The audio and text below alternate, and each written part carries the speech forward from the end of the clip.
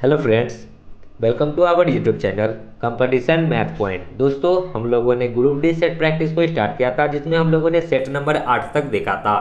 आज हम लोग सेट नंबर 9 को देखेंगे। तो दोस्तों, स्टार्ट करने से पहले यदि आपने हमारे चैनल को अब तक सब्सक्राइब नहीं किया है तो सब्सक्राइब कर लीजिए, जिससे कि आपको ग्रुप डी का सेट प्रैक्टिस का सोल्यूशन मिलता रहेगा। आप इस बुक को प्ले स्टोर से भी डाउनलोड कर सकते हैं। मैंने डिस्क्रिप्शन बॉक्स में लिंक दे रखा है, जहां से आप इस बुक को प्ले स्टोर से डाउनलोड कर सकते हैं। दोस्तों, आप अभी तक हमारे चैनल को सब्सक्राइब नहीं किए हैं तो सब्सक्राइब कर लीजिए, और साथ ही साथ आप हमें फेसबुक, ट्विटर, इंस्टाग्राम तीनों सोशल मीडिया प्लेटफॉर्म पे फॉलो कर सकते हैं। मैंने लिंक दे रखा है, जिसके माध्यम से आप मुझे सोशल मीडिया प्लेटफॉर्म पे मैसेज कर सकते हैं, किसी प्रकार का प्रॉब्लम पूछ सकते हैं।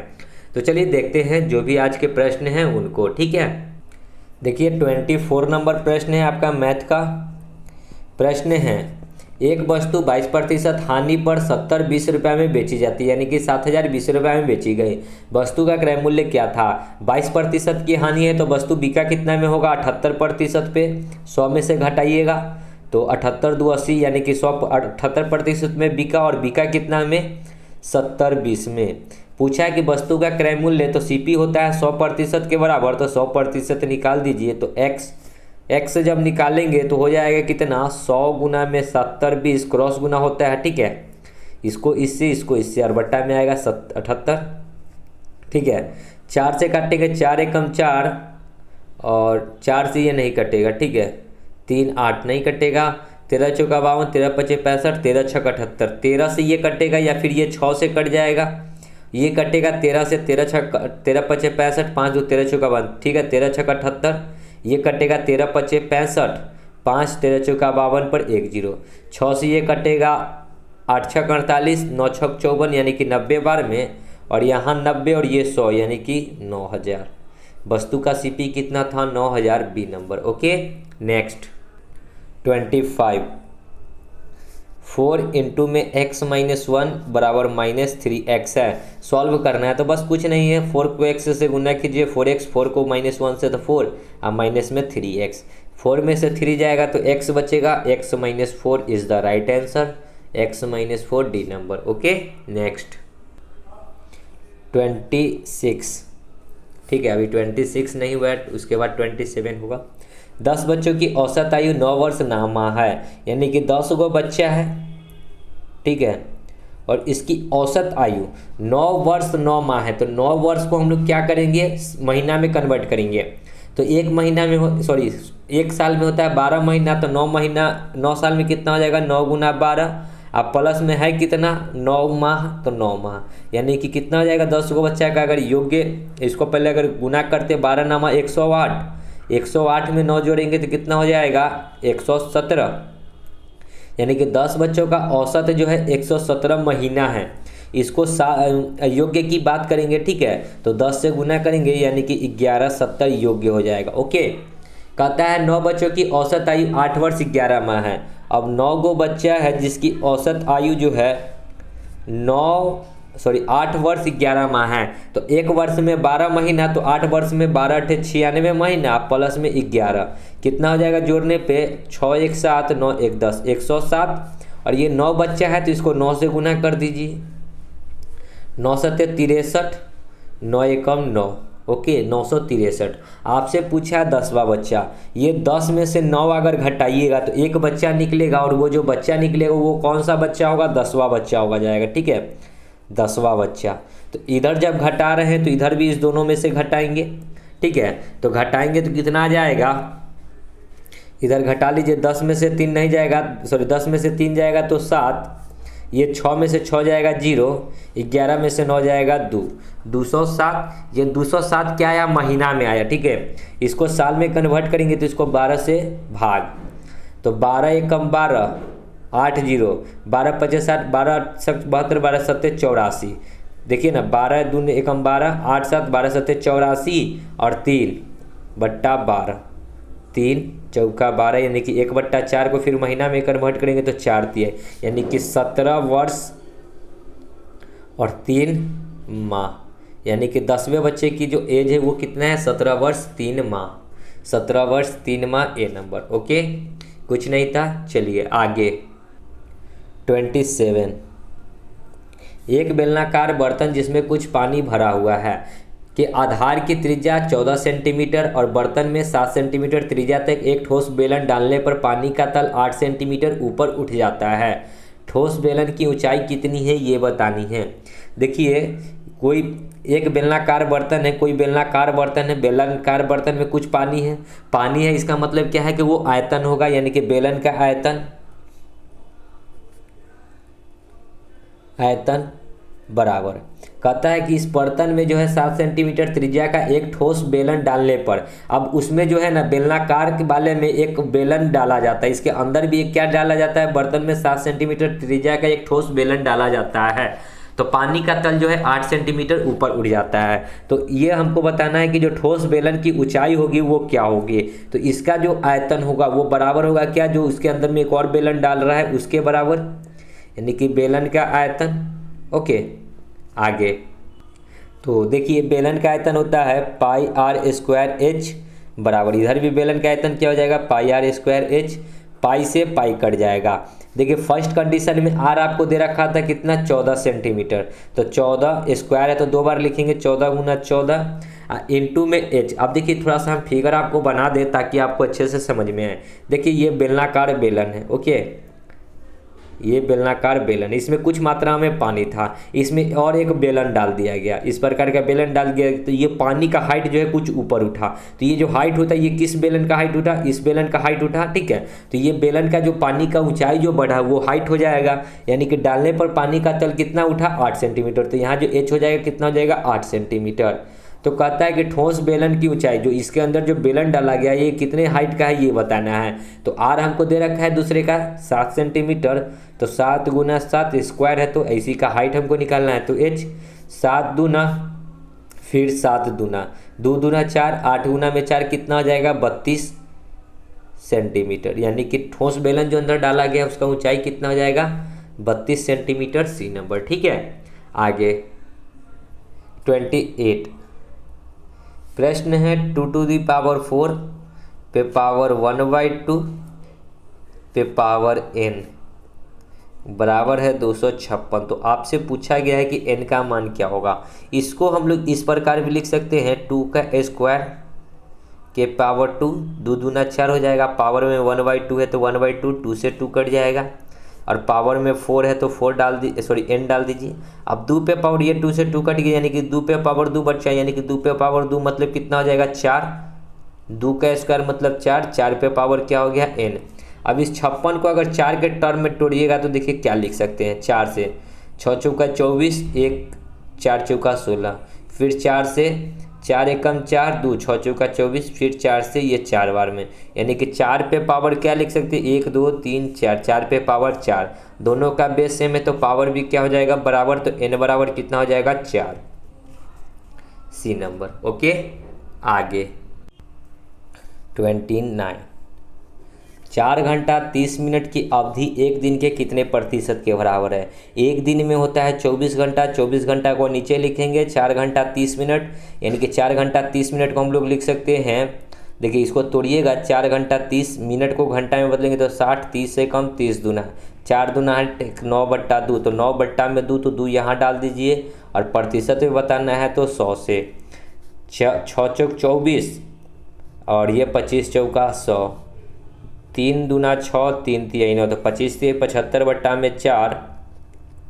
इसको अगर प्रतिशत में करिएगा तो 18 चौक 72 और 3 75/4 प्रतिशत, यानी कि 18.3/4 ए नंबर। ओके आगे देखिए 30 नंबर प्रश्न क्या कहता है, 2 उम्मीदवारों के बीच एक चुनाव में एक को कुल 55% वैध वोट मिले, 20% वोट अमान्य थे। यदि कुल वोटों की संख्या 7500 हो तो दूसरे उम्मीदवार को कितने वोट मिले ये बताना है। तो देखिए कुल 7500 है तो मान लेते हैं टोटल 7500 वोट था, जिसमें से कि 20% वोट अमान्य थे। अमान्य मतलब वैलिड नहीं था, तो 80% वोट मान्य रहा होगा, 20 अमान्य था तो 80 मान्य होगा, प्रतिशत हटाएंगे तो 100। जीतने वाले को 55% मिला, तो हारने वाले को मतलब एक उम्मीदवार को अगर 55% मिला तो दूसरे उम्मीदवार को कितना मिलेगा, 100 में से घटा लेंगे तो 45 मिलेगा दूसरे उम्मीदवार को बट्टा 100। इसी को सॉल्व कर लीजिए, जो आएगा वो दूसरे उम्मीदवार को मिला। 2 0 से 2 0 20 × 5 = 100, 20 चौका 80, 5 नवा 45, तो 75 दूना 150 दूना 300 और गुना में 9, तो 9 3 27 यानी कि 2700। तो दूसरे उम्मीदवार को कितना वोट मिला? ये नंबर ऑप्शन 2700। ठीक है, या फिर आप ऐसे भी कर सकते हैं। ठीक है, देखिए इसका दूसरा तरीका मैं बताता हूँ कि 100% का वैल्यू आपको दे रखा है। टोटल वोट कितना था? 100% था, और 100% वोटिंग में कितना हुआ? 7500। 20% वोट अमान्य था तो 80% मान्य रहा होगा, यानी कि मान्य वोटों की संख्या यहाँ से निकल जाएगा। तो x बराबर कितना हो जाएगा? 2 0 से 2 0, ये क्रॉस गुना होगा तो 0, 8 5 40, 7 8 56 और 4 60, यानी कि 6000 क्या था? वोट मान्य था। इसका 55% एगो को मिला, तो दूसरे को कितना मिलेगा? तो इतना का मिलेगा। कितना? इसको अगर 55 मिला तो दूसरे को कितना मिलेगा? 45 मिलेगा। तो इसका 45 निकाल दीजिए, प्रतिशत हटाइएगा तो 100, 2 0 से 2 0, 0 6 5 30 का 0, 6 चौका 24 और 3 2700। तो इतना कीजिएगा तो ये भी आ जाएगा। ठीक है, तो जो मन करे वैसे बना लीजिए। Okay, next 31। दो गोला के सतह का क्षेत्रफल का अनुपात 1:4 है। उनके घनफलों का अनुपात क्या होगा? घनफल मतलब क्या? आयतन का अनुपात। ओके, तो देखिए गोला के क्षेत्रफल क्या होता है? अगर गोला दो है तो दो गोलों का क्षेत्रफल लिखाएगा। क्षेत्रफल होता है 4πr² और 4/3πr³ और ये होगा 4πr²। r1 का स्क्वायर कर लेते हैं रेशियो, या फिर इसको बट्टा में लिख लेते हैं। दूसरा का 4πr² का स्क्वायर बराबर क्षेत्रफल कितना है? 1/4। रेशियो में बना लिए 1/4।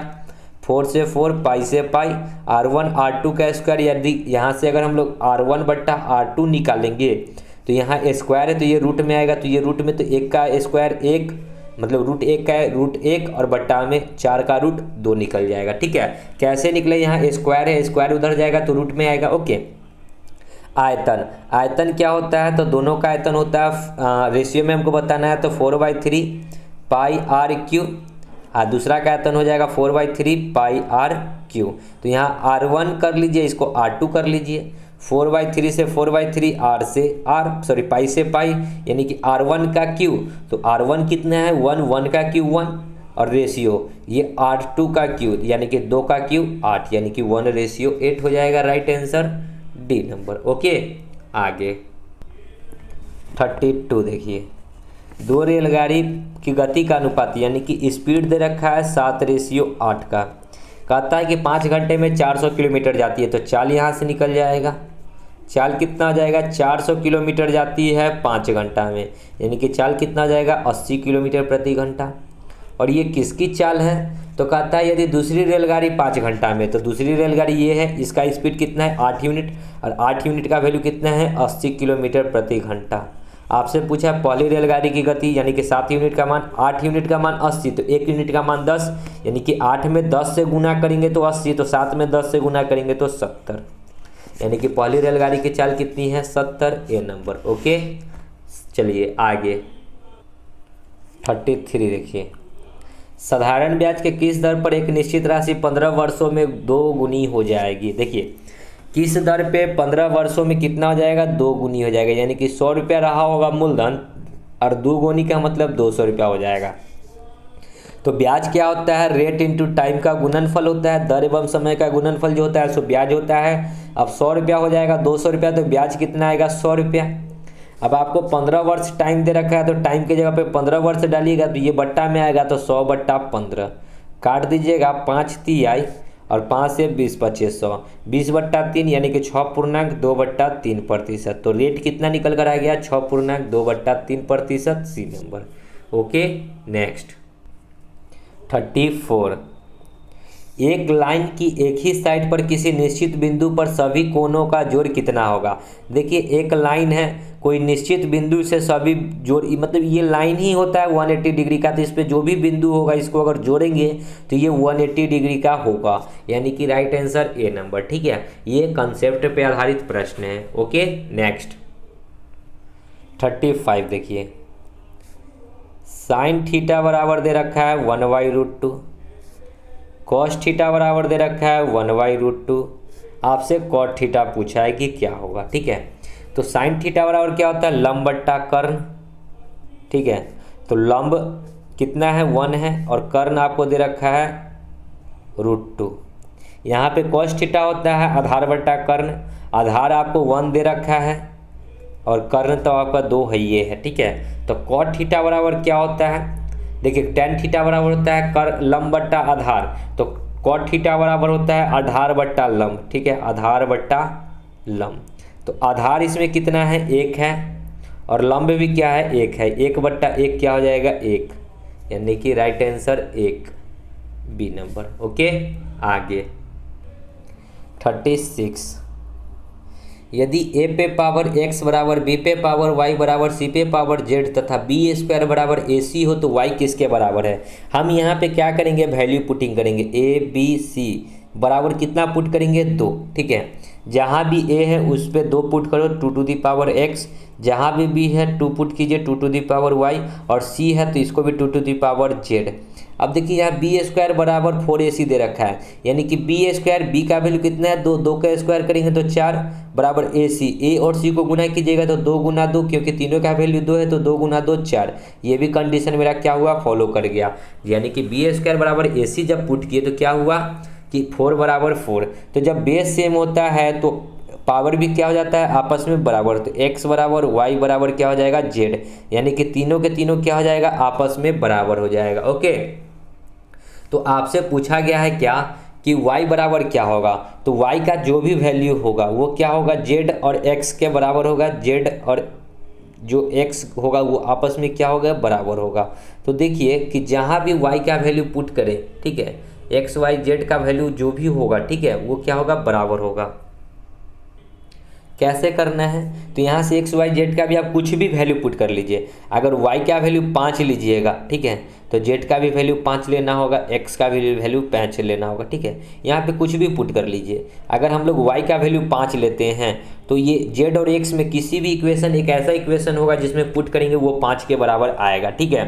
तो देखिए यहाँ पे अगर करते हैं 5 गुना 5 x और इसको अगर 5 गुना 5 करेंगे तो 50 25, अब 5 गुण प्लस 5 10, 25/10 कितना हो जाएगा 25/10 नहीं आएगा 5, ठीक है। यहाँ पे देखिए 5 में से 5 जाएगा तो ये तो 0 हो जाएगा, ठीक है, ये भी 0 हो जाएगा। इसको देखते हैं करके। ओके, ये वाले को डी वाले को देखिए y बराबर हमको आना चाहिए बराबर में, y का वैल्यू जो भी हो, ठीक है, 2 × x, x का वैल्यू क्या लिए हैं 5, y का भी वैल्यू क्या लिए हैं 5, अब बट्टा में x + y, यानी कि 5 और 5 को जोड़ेंगे तो 10, 5 दूना 10, 2 से 2 कट गया, यानी कि y का वैल्यू अगर 5 लिए थे तो बराबर में इधर 5 भी बच रहा है। सो राइट आंसर क्या हो जाएगा डी नंबर ऑप्शन, ठीक है।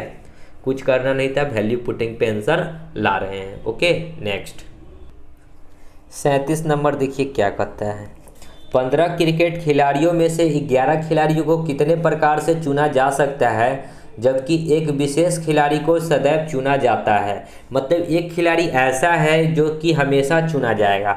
तो 15 खिलाड़ी क्रिकेट का खिलाड़ी है तो एगो तो हमेशा चुना जाएगा, तो 14 ही को खिलाड़ी में से काउंटिंग करना है, क्योंकि एगो को तो रखना ही रखना है, तो ये तो फिक्स है। तो मतलब क्या है कि 14 को ही चुनना है, ठीक है, और क्या वो 11 को खिलाड़ी को लेना है, लेकिन एक खिलाड़ी ऑलरेडी उसमें रहेगा तो एक खिलाड़ी को और हटा देंगे, यानी कि 10 को खिलाड़ी को चुनना है, टोटल 14 में से अभी 10 को चुनना है, ठीक है। तो टोटल नंबर ऑफ टर्न्स क्या हो सकता है, ठीक है, मतलब कि कितना प्रकार से चुना जा सकता है। तो ये कैसे लिखा था, इसका फैक्टोरियल होता है 14 का फैक्टोरियल, ठीक है, और बट्टा में क्या होता है इस दोनों के अंतर का फैक्टोरियल, 14 और 10, 14 में से 10 घटाएंगे तो क्या हो जाएगा 4 का फैक्टोरियल। ओके, लेकिन ये 14 का फैक्टोरियल टोटल नहीं लिखाता है, ठीक है। 14 का फैक्टोरियल कहाँ तक लिखाएगा, जब ये 14 का फैक्टोरियल अंतिम 10 तक लिखाएगा, यानी कि 10 तक ही 14 का फैक्टोरियल लिखना है। किस प्रकार लिखना है, देखिए 14 घटते हुए क्रम में फैक्टोरियल होता है, ठीक है, 14 गुना 13 गुना 12 गुना 11 के बाद 10 आ जाएगा, लेकिन 10 तक ही रहना है, मतलब 10 से पहले तक ही रहना है, उसके नीचे नहीं आना है। और नीचे में क्या होता है इस दोनों का अंतर जो आएगा, यानी कि 14 में से 10 घटाएंगे तो 4 का फैक्टोरियल, तो 4 को घटते क्रम में 4 3 2 1, बस इसी को काट लीजिए, आपका आंसर आ जाएगा। ऊपर में देखिए, ऊपर में होता है 14 का फैक्टोरियल, लेकिन कब तक लिखाएगा 14 का फैक्टोरियल घटते हुए क्रम में, जो सी नीचे वाले टर्म रहता है उस प्रकार तक, ठीक है। देखिए हर एक का बताने का अपना तरीका है, ठीक है।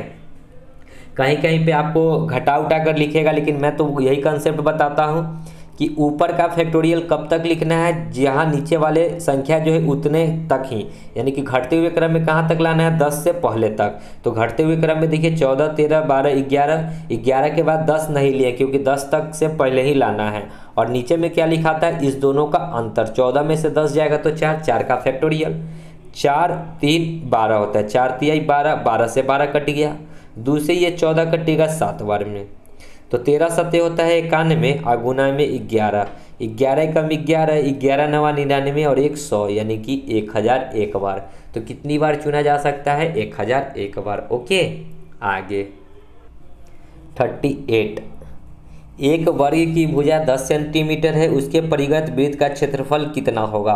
तो देखिए एक वर्ग है, ये इस प्रकार का एक वर्ग है जिसकी भुजा जो दे रखा है 10 सेंटीमीटर का है, और इसके परिगत का क्षेत्रफल, यानी कि ये जो परिगत एक वृत्त है इसका क्षेत्रफल बताना है। ओके, अगर वृत्त का क्षेत्रफल क्या होता है, हमको वृत्त का क्षेत्रफल बताना है, तो वृत्त का क्षेत्रफल होता है पाई आर स्क्वायर, यानी कि पाई का वैल्यू तो हमको पता है कि 22/7 होता है, लेकिन ऑप्शन पाई के ही टर्म में है तो पाई तो पाई ही रहेगा, लेकिन आर का कुछ ना कुछ वैल्यू आएगा, आर का कुछ ना कुछ क्या आएगा, वैल्यू आएगा।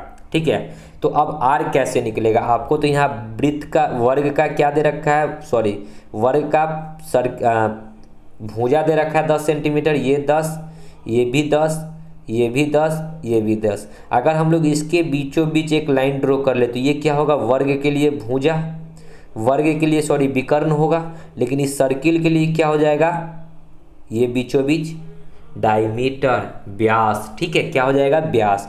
तो देखिए ये जब निकालिएगा तो यहाँ पे पाइथागोरस प्रमेय लगेगा। ठीक है, ये निकालने के लिए, यानी कि कर्ण निकालेंगे तो रूट अंडर हो जाएगा लंब का स्क्वायर और प्लस आधार का स्क्वायर, लंब का स्क्वायर 10, 10 का स्क्वायर 100, प्लस आधार भी 10 है, 10 का स्क्वायर 100, यानी कि 10, 10 कितना हो जाएगा, मतलब 100, 100, 200, यानी कि इसको लिख सकते हैं 2 × में 100, 200, 100 का रूट 10 और √2, यानी कि कर्ण आपका निकल गया ये वाला क्या, 10√2। तो डायमीटर, यानी कि डायमीटर वृत्त के लिए डायमीटर होगा, डायमीटर हो गया 10√2, लेकिन हमको तो बताना है त्रिज्या, तो त्रिज्या क्या होता है, जस्ट इसका आधा, यानी कि आधा क्या हो जाएगा, 5√2, तो त्रिज्या आ गया आपको 5√2। आपको बताना है क्षेत्रफल, तो क्षेत्रफल का फॉर्मूला होता है पाई आर स्क्वायर, इतना का स्क्वायर कीजिए, 5 का स्क्वायर 25 और √2 का स्क्वायर 2 ही रहेगा, यानी कि 25 × 50 पाई, क्षेत्रफल क्या हो जाएगा, 50 पाई, बी नंबर। ओके, आगे 39 देखिए, 12 दर्जन कलम को बेचने पर 2 दर्जन कलमों के विक्रय मूल्य के बराबर लाभ हो रहा है, लाभ प्रतिशत बताना है। देखिए उसका सीपी कितना होगा, यदि वो एसपी कर रहा है यानी कि बेच कितना रहा है, 12 को, तो प्रॉफिट हो रहा है उसको 2 दर्जन का, यानी कि 2 दर्जन का। जब वो 12 को बेचा, 2 का प्रॉफिट हुआ, यानी कि उसका सीपी कितना रहा होगा, 10 रहा होगा, तब ना 10 का सामान 12 में बेचेगा तो 2 का प्रॉफिट होगा। इतना तक तो कोई दिक्कत नहीं है। जब आपने 10 रुपया में कोई सामान खरीदा, जब उसको 12 में बेचेंगे तब ना 2 रुपया का लाभ होगा। यहाँ दर्जन में है, उससे मतलब नहीं रखिए, ठीक है। 10 का सामान 12 में बेचे तो आपको 2 रुपया का लाभ हुआ। वही बात कर रहा है कि 2 दर्जन कलमों के विक्रय मूल्य के बराबर लाभ हो रहा है। तो लाभ प्रतिशत बताना है, तो लाभ प्रतिशत बराबर क्या होता है, लाभ गुना 100। लाभ कितना है, 2 × 100, अब बट्टा में होता है क्रय मूल्य, क्रय मूल्य है 10, 10 से 10, यानी कि 20% के क्या हो जाएगा, लाभ, डी नंबर। ओके, नेक्स्ट 40 देखिए, चीनी के दाम में 20% की वृद्धि हो जाने पर 450 रुपये में 5 किलो चीनी कम प्राप्त होती है। प्रति किलो चीनी का मूल्य होगा। अब देखिए अभी वर्तमान में, ठीक है, वर्तमान में चीनी 100 रुपये kg बिक रहा होगा, यानी कि 100% पे बिक रहा होगा, लेकिन 20 रुपया का वृद्धि हो गया, यानी कि बाद में क्या हो गया, 20 की वृद्धि तो 120 हो जाएगा। काटेंगे तो 20 बचे 20 छक्का रेशियो में, ठीक है। ये क्या है, ये मूल्य है। दाम मतलब क्या होता है, मूल्य, ठीक है। तो मात्रा में क्या आ जाएगा, जस्ट इसका ऑपोजिट, यानी कि पहले 6 kg चीनी खरीदता था, मात्रा मतलब क्वांटिटी, तो अब कितना खरीदता है, 5 kg चीनी खरीद रहा है। ओके, तो कहता है कि 5 किलो कम चीनी खरीदता है। पहले 6 kg खरीदता था, अभी 5 kg खरीदता है, यानी कि कितना कम खरीद रहा है, तो 1 यूनिट कम खरीद रहा है। और कहता है कितना केजी में कम खरीदता है, तो 5 kg, यानी कि पहले वो कितना केजी चीनी खरीदता था, तो 6×5 = 30 kg। अभी वर्तमान में वो कितना कर रहा है, 50-25 kg। अब देखिए कि आपसे क्या पूछा है, आपसे पूछा गया है प्रति किलोग्राम चीनी का मूल्य होगा, अभी जो मूल्य होगा ये हमको बताना है। तो 450 रुपया में खरीद रहा है अभी, यानी कि 450 रुपया में वो कितना केजी अभी खरीद रहा है, तो 25 kg। तो डिवाइड बाई 25, 25 दूना 50 नहीं कटेगा, 25 से कम 25, 5 30, 15 5 20, 25 8 200, यानी कि वर्तमान मूल्य उसका कितना है, 18 रुपया। ठीक है, अगर पहले वाला पूछेगा तो 450 रुपया में पहले कितना खरीदता है, 30 kg। तो 30, 10 से 10, 3 से ये 15 रुपया, पहले खरीदता था 15 रुपये kg, लेकिन अब कितना खरीदता है, 18 रुपये kg। ओके, तो देख लीजिए, तो यहाँ पे आपको चीनी का मूल्य है, यहाँ 18 नहीं है, तो राइट आंसर होगा बी नंबर ऑप्शन, 15 रुपये kg। इसका मतलब क्या है कि पहले वाला मूल्य आपसे पूछा गया है, प्रति केजी चीनी का मूल्य होगा, यानी कि पहले वाला मूल्य, तो क्या हो जाएगा, 15 kg। आपसे ये वाला नहीं पूछा है, इसलिए ये नहीं निकालिएगा। ठीक है, लैंग्वेज ऐसा लिखा है कि हमें लगा कि जो बढ़ गया, वृद्धि हो गई, उसके बाद चीनी जो आ रही है सो। ठीक है, चलिए आगे। 41, 28 तथा 42 का लौसा तथा मौसा किस अनुपात में होगा। 28 तथा 42 का LCM पहले निकालिए, तो LCM निकालिए, 7 से 7 चौक 28, 7 छक 42, फिर 2 से, ये 2 दूना 4, 3 दूना 6, LCM कितना हो जाएगा, रेशियो किसका बताना है, HCF का। तो LCM 7 दूना 14, यानी कि 2 दूना 4, 4 3 12, 12 7 84। Okay, ratio. अब HCF निकालना है, तो दोनों का अगर HCF निकालेंगे तो 28 से 42 में भाग दे दीजिए, 28 से कम 28, 12 में से 8 जाएगा 4, ये 3 में से 1, यानी कि 14 से 28, यानी कि 14 दूना 28। तो इसके लिए HCF ये वाला होगा, यानी कि 14, 14 1 14, 14 छक 84, यानी कि 6:1 के अनुपात में होगा ए नंबर। ठीक है, आगे 42 देखिए, 4 आदमी 6 महिलाएं मिलकर एक काम को 8 दिनों में करती है। 4 आदमी प्लस 6 महिला मतलब वोमेन किसी काम को 8 दिनों में करती है, जबकि 3 आदमी प्लस 7 वोमेन उसी काम को 10 दिनों में करता है, इसी काम को 10 दिनों में करता है, यानी कि दोनों बराबर हैं।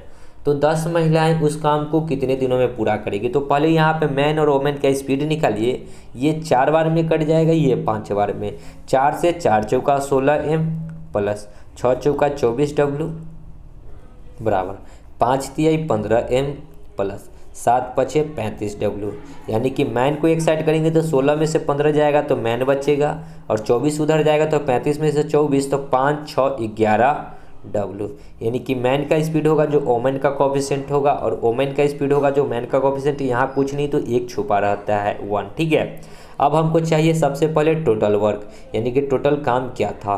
तो ये जो मैन और वोमेन का स्पीड आया है, या तो बराबर के इधर पुट कर लीजिए, या तो बराबर के उधर पुट कर लीजिए, टोटल वर्क क्या होगा, सेम ही होगा। ठीक है, तो इधर ही पुट कर लेते हैं। 11 मैन का स्पीड है, इंटू में मैन क्या गो है 4 गो, प्लस 6 इंटू में वोमेन का स्पीड 1, और टोटल 8 गो दिन। 11 चौक 44, 6 50, 50 गुना में 8, ये हो गया क्या, टोटल वर्क। 11 चौक 44, 6 50 गुना में 8। ओके, काम किससे करवाना है, 10 महिला से, ओनली 10 महिला से। तो एक महिला का स्पीड 1 है, तो 10 महिला का स्पीड क्या हो जाएगा, 10 से गुना, मतलब कि 10 से गुना, तो 10 हो जाएगा स्पीड महिला से।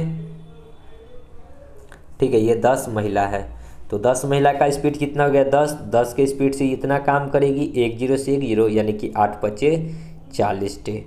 तो 10 महिला इस काम को कितने दिनों में करेगी, 40 दिनों में, ऑप्शन डी। ओके, आगे देखिए 43, एक समषष्टभुज के आंतरिक कोण और उसके बाह्य कोण के मापों का अनुपात क्या होगा।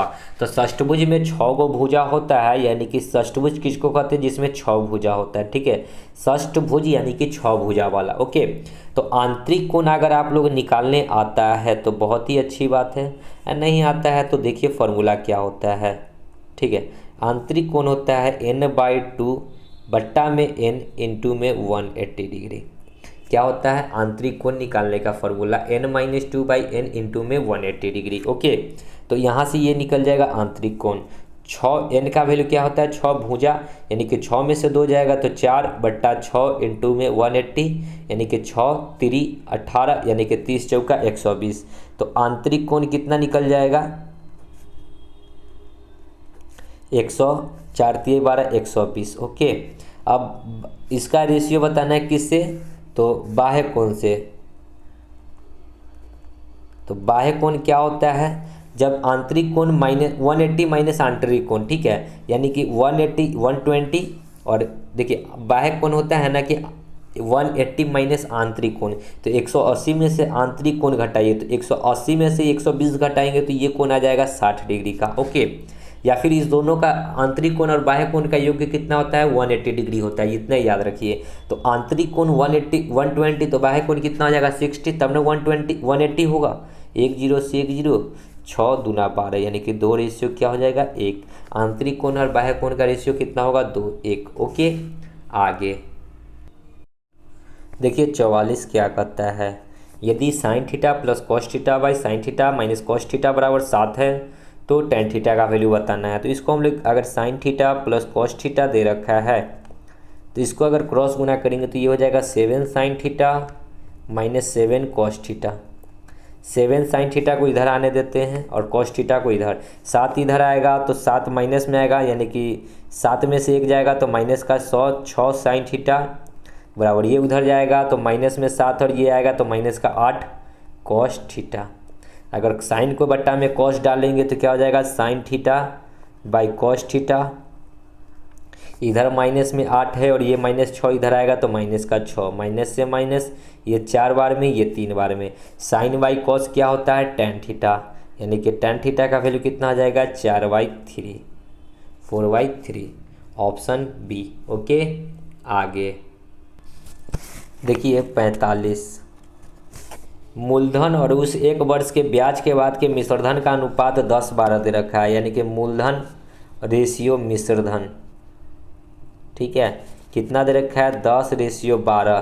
तो आपसे ब्याज की वार्षिक दर पूछा है, तो 10 का सामान बी में बिक रहा है 12 में, तो लाभ होगा, यानी कि वही लाभ कहिए या फिर दर कहिए, कितना का 2 का गुना 100 बट्टा में होता है मूलधन। मूलधन कितना है 10, 10 से 10, यानी कि 10 दूना 20%, यानी कि दर कितना होगा 20%, डी नंबर। ठीक है, यहाँ पे दर प्रतिशत निकलेगा।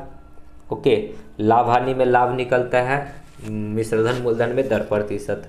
आगे 65, किसी अर्धवृत्त में कोण कितना होता है। देखिए मैंने जब आपको RS अग्रवाल बुक का कंसेप्ट बताया था, सर्किल पढ़ाया था, तो उसमें कंसेप्ट बताया था कि कोई भी अर्धवृत्त में बना कोण 90 डिग्री का होता है। ठीक है, अर्धवृत्त में बना कोण क्या होता है 90 डिग्री का होता है। ठीक है, यहाँ पे क्या होगा 90 डिग्री बनेगा, कोई कैसा भी अर्धवृत्त बना लीजिए, ठीक है, वह क्या होगा 90 डिग्री का बनेगा, यानी कि अर्धवृत्त में बना कोण क्या होगा हमेशा 90 डिग्री का होगा।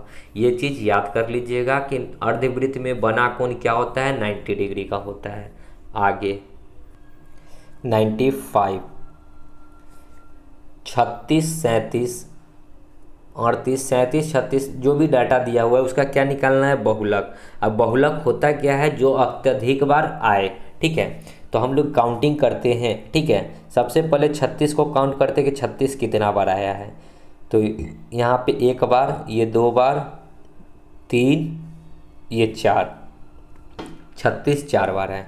37 को काउंट कीजिएगा तो 37 क्या बार है 1 2 3 4, यानी कि 37 भी 4 बार है। 38 काउंट कीजिए, 38 क्या बार है, 38 यहाँ है, उसके बाद 38 का कहीं चर्चा नहीं है तो 38 तो होगा नहीं। 38 के बाद क्या है 35 है, तो 35 देखिए कितना बार आया है, 35 1 बार यहाँ, दूसरा बार यहाँ, 35 2 ही बार है, ये 1 ही बार है। 35 के बाद 34 देख लीजिए क्या बार आया है, 1 बार 34 यहाँ है, उसके बाद 34 यहाँ है 2 बार। 34 के बाद 33, 33 का देख लीजिए, तो 33 तो हमारा ऑप्शन में है नहीं तो 33 को देखेंगे नहीं। फिर देखिए 33 के बाद 32, 32 भी ऑप्शन में नहीं है। 36 ऑप्शन में है, 36 का हम लोग देख चुके हैं। 37 है ऑप्शन में, 37 का देख चुके हैं, 35 का भी देख चुके हैं और 34 का भी देख चुके हैं। तो दो संख्या है जिसका मैच कर रहा है 36 और 37 का। तो एक बार और 36 और 37 को जोड़ लेते हैं, कहीं गिनने में मिस्टेक हो रही हो। 36 एक बार, यहाँ 2 बार, ये 3 बार और यहाँ 4 बार। 36 4 बार, 37 एक बार, 2 बार, 3 बार, 4 बार। 37 भी 4 बार, इसमें दो संख्या जो है 4 बार आ रही है। देखिए जब मैंने इसका सल्यूशन देखा, ठीक है, तो इसमें से एक 37 को गायब कर दिया। यहाँ भी 37 है, यहाँ भी 37 है, यहाँ भी 37 है। तो सॉल्यूशन में एक 37 को गायब करके तीने को 37 लिखा है, यानी कि 37 को 3 टाइम ही काउंट कीजिए, किसी भी एक 37 को हटा दीजिए। ठीक है, तो 36 जो है 4 बार आएगा, तो 36 हो जाएगा राइट आंसर। ठीक है, देखिए बुक मिसप्रिंट करता है। ठीक है, अब यहीं पे आप लोग, अगर परीक्षा में ऐसा प्रश्न कभी भी नहीं आएगा जिसमें बहुलक 2 समान हो। ठीक है, कोई ना कोई मिसप्रिंट के कारण ही ऐसा होता है। चलिए नेक्स्ट देखिए 86, 15, 28, 17, 29 फल जो भी संख्या दिया हुआ है अंकों का माध्य बताना है। माध्य बराबर क्या होता है, संख्याओं का योग्य बट्टा संख्या। तो जोड़ दीजिए सबको, 7 6 13, 13 अब 5, 13 7 20, 1 21, 5 26, 26 2 28, 28 2 30, 37, 37 और 9, 37 और 9 46, 46 और 7 53, 53 और 7 60, 61, 61 5, 61 और 5 66 के 6 हासिल 6, 1 2 3 1 4 2 6 1 7 2 9 10 2 12 1 13, 13 और 2 15, 15 और 6 21। डिवाइड बाई क्या वो संख्या है, 1 2 3 4 5 6 7 8 9 10। तो 10 से भाग, यानी कि 21.6 ये नंबर। ओके, तो दोस्तों यहाँ पे जो भी प्रश्न थे मैथ के वो होते हैं कंप्लीट। आशा करते हैं कि सभी प्रश्न आपको समझ में आए होंगे। मिलते हैं नेक्स्ट सेट प्रैक्टिस की ओर, तब तक के लिए धन्यवाद। जय हिंद, जय भारत, वंदे मातरम।